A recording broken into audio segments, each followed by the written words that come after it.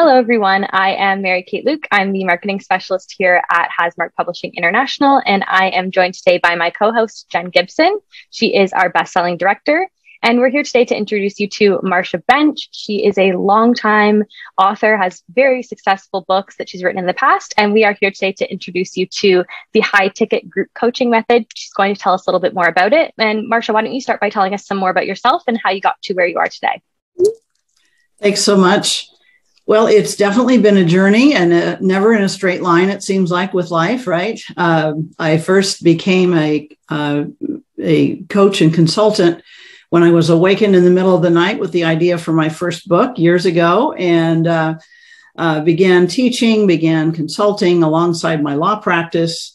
And as I continued to just evolve my ideas and develop more of a passion around women entrepreneurs in particular, continued writing books. You see some of those behind me. And then I was an executive for a number of years, coaching 100 executives personally and managing a team that I had hired of I think 5 or 6 different consultants. I've also studied personal and spiritual growth for many decades. And so I incorporated that into the first company that I had online, which was the first career coach training school in the world, where we really focused on life purpose as being the basis for fulfillment.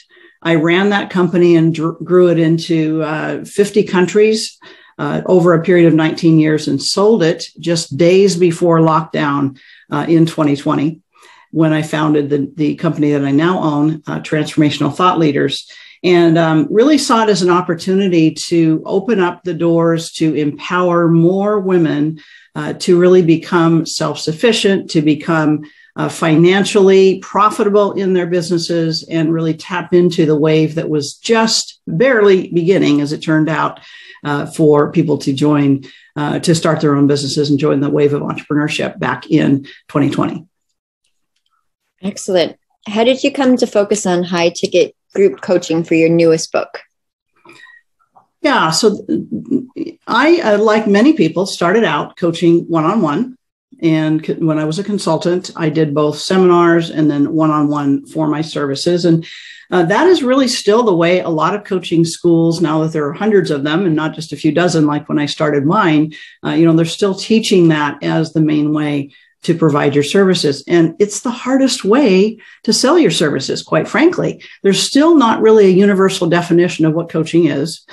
There's different understandings of it, depending on if you're in corporate, if you're in more of a spiritual niche, if you're in some other kind of growth niche. And so the average income of coaches today, as a result, is around $60,000 before expenses, before profits, and so on. So, while that's not terrible money, it is not the kind of money that lets people thrive in the way that they usually get into business to do. So as I began learning first the mastermind model, where it was a set period of time with a certain number of clients for a year, and then evolved that as I learned from additional mentors that I worked with into a more of an evergreen style program, it all of a sudden revolutionized my practice. My husband had retired. We wanted to travel. We were able to do that 3 separate years and run the business from the road or the boat, depending on what we were doing.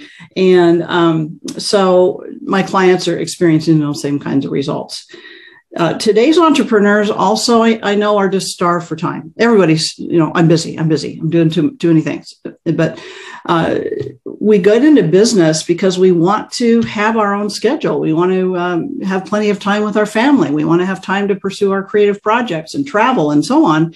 And it seems like that just gets further and further away for so many entrepreneurs. And so with a high ticket group coaching program, you're able to cut your client face time down as much as 90% and serve more clients in a very powerful container and create a community in the process. So it's a win-win-win all the way around. And I wanted more people to know about it and to start implementing that in their own businesses.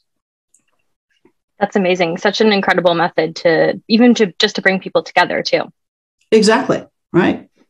And you talk in the book about adopting a CEO mindset and using manifesting to build your business. So how does that help entrepreneurs attract more clients and to broaden their reach? Yeah, those are kind of 2 questions in one in a way. So I'll take one at a time if that's all right. I am an overachiever, recovering perfectionist myself, and I tend to attract women that are like that, where, we want to be able to do everything ourselves, the home and, being the mom and running a business and doing this and doing that. And so people just find themselves being nothing more than a glorified practitioner with way too many things to juggle in the air.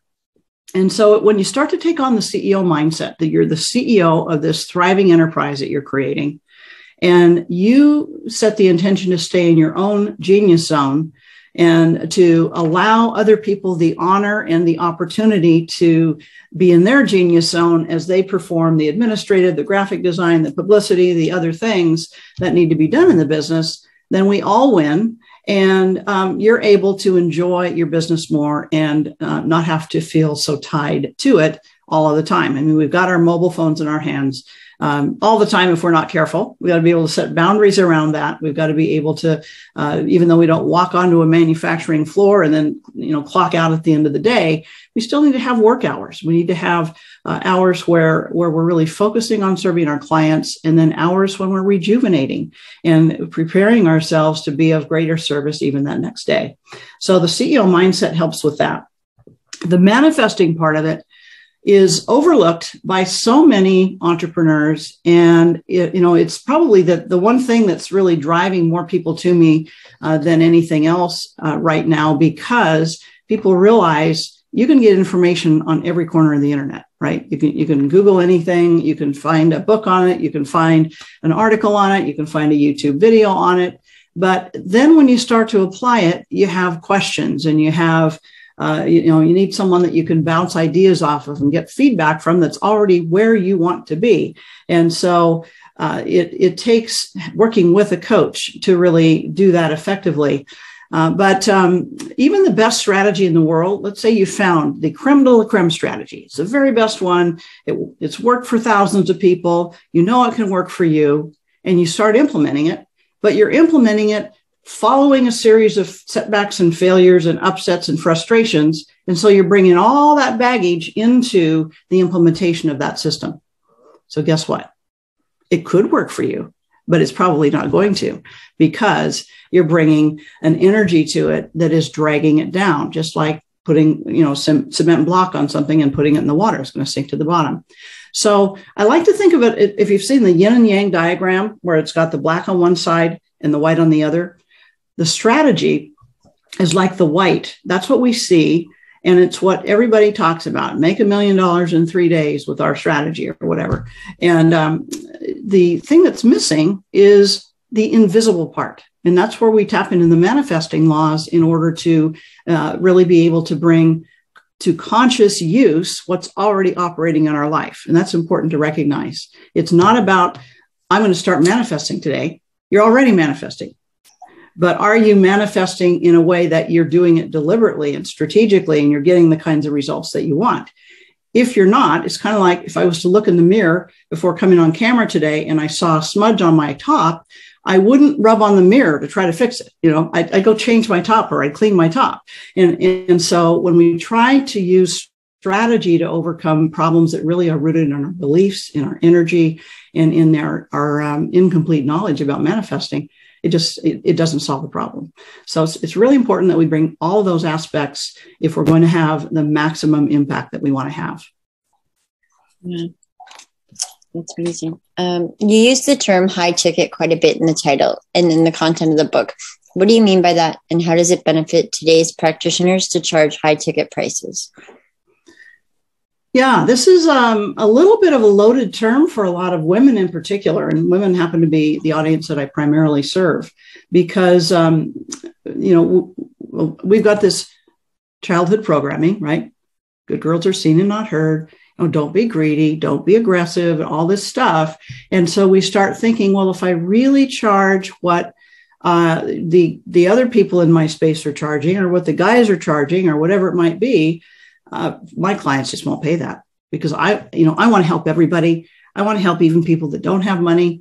And I go into more of a discussion about this in the book, but there literally are 11 benefits to the coach or the practitioner by implementing a high ticket price because it's going to, first of all, attract you to higher quality clients. They're going to not just, let's use the diet metaphor. They're not just going to buy the container of protein powder and hope it does something. They're going to actually buy the end result that someone else has obtained and do what's necessary to get to that result. So you get higher quality clients. You can certainly help more people in a lesser amount of time in terms of the weekly time that you're spending. And so, it's easier to enroll because you do have that end result that you're really talking about in terms of selling it. Now, I'm not talking about $100,000 a year, although the first program I invested in was that much, actually, way back in the day. But I'm talking about $2,500 to $3,000 for 6 months, maybe $10,000, $15,000 for a year of services, and all of the things that go into creating a high value program at that level.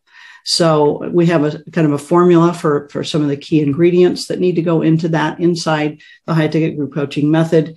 But the biggest thing that our clients need to overcome, and that readers will probably need to overcome as they review this concept and look at their own pricing, is in your mind. It's not in the mind of your clients. Once you get past the old money programming, I grew up in a poor household on a farm, and my parents, didn't have a lot of extra money. And so all of what happened before I had a filter, just like all of us before the age of 5, it's still there unless we update our software. So we have some processes to shift beliefs and to really step into more of an abundance mentality and energy so that you can feel comfortable charging those prices and not giggle or laugh or stop yourself in the process. So I think it's really important that we value ourselves and that our prices reflect that. That's great. I also think it really lends itself to the whole idea of a group method, just being around those like-minded people.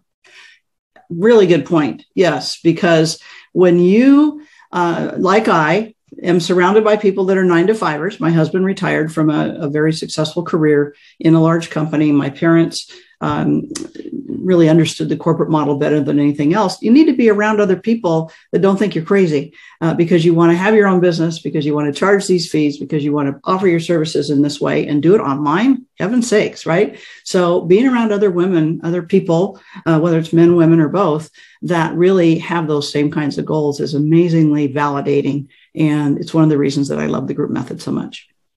Absolutely. And what are 3 tips that you could give us on how to start transitioning to offering a group coaching method?